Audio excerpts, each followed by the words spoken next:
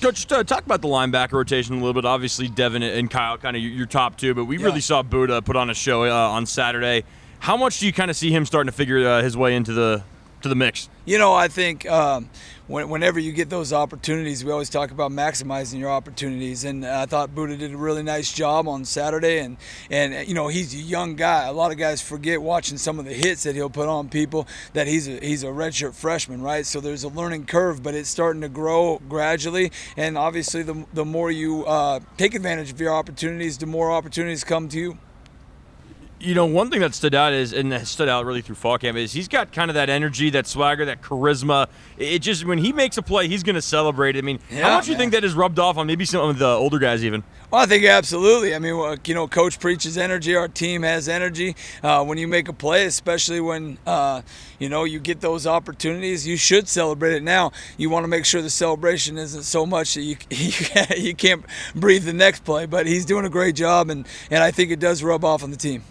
Speaking to those older guys, Kyle Thornton in particular, I mean, he's been here a long time, you know, a guy who's worked up from the very bottom of the barrel to being now a scholarship starter. I mean, what does his work ethic kind of speak to about being a Coug, and kind of maybe how that, in the flip side, rubs off on some of the younger guys? Yeah, I think, you know, when I think Kyle, you know, he's a coach on the field. And he's one of the smartest players I've been around. He loves football, and I think honestly that's where it should start with anybody who's going to be successful, especially when they have to take the path he's in. He loves football, and you know, he comes out here, he goes to work, he makes corrections, he understands if there's something wrong, man, he can fix it real quick. I think he is a calming sense for the defense because of the way he communicates and his presence. Man, he's a confident guy, and he should be confident because he's came up the hard way. So I'm really proud of Kyle. Coach Dickert has said in the past that we're talking about Dylan Payne, that Dylan used to give him absolute fits when he was on scout team back in when Coach was the DC. There a guy like that for you right now that's on the offense that's giving you a hard time? Oh man, BG. There's a few of them starting to show up, but you know, I wouldn't single one out. But I do think our receiving core and our quarterbacks are doing a pretty good job.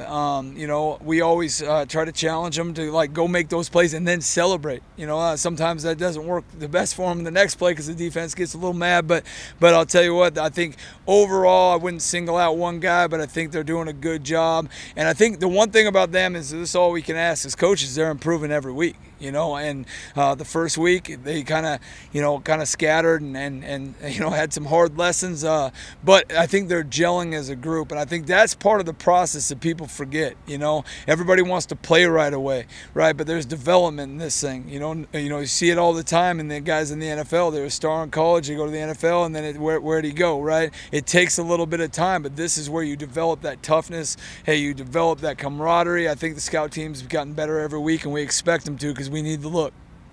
Jake, the head honcho, has mentioned that he's like a defensive-minded guy. That's what his brain kind of gravitates toward. But obviously, like, that's what you're here for at the same time. I'm wondering, like, tell me about you guys' relationship and how you guys kind of divvy up that responsibility on defense. Yeah, I mean, you know, Coach obviously has coached a lot of defense, and he will come in and be a resource, and I appreciate that resource. It's actually been enjoyable. I mean, I like we go into his office and we talk some ball and talk about situational things and things like that, and it's good. You know, I've been with a lot of offensive coaches, and I respect all of them, and it was an awesome experience, and love them to death. But it is nice to be able to go in and you know, spit out the lingo and all the different things and immediately have someone recognize what you're doing, because it does give you that sense of, okay, you got another set of eyes, right? And you have to appreciate that. I think it's been a good relationship, and we're continuing to grow it.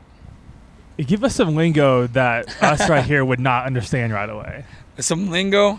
Yeah, I mean, they're going to, oh, I don't want to give away too much.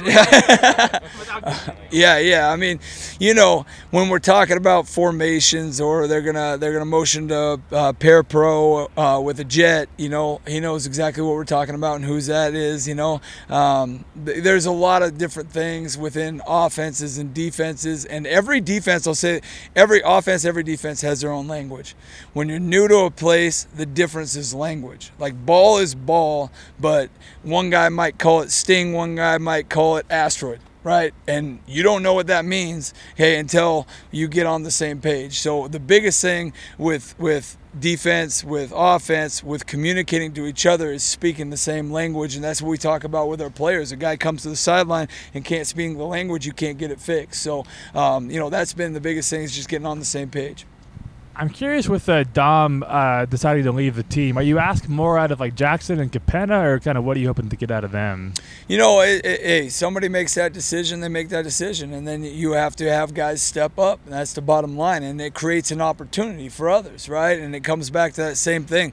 All we can ask is for people to maximize their opportunities, and the best players will play, hey, and the next best will be the next in. And when those things happen, your competition needs to rise, the whole group. So all we're looking to do is I love the question because I love the position battles, right? And what our guys do a great job of is supporting each other through the competition, right? But competition makes us better. There's no doubt about it. Okay, comfort, doesn't make you grow.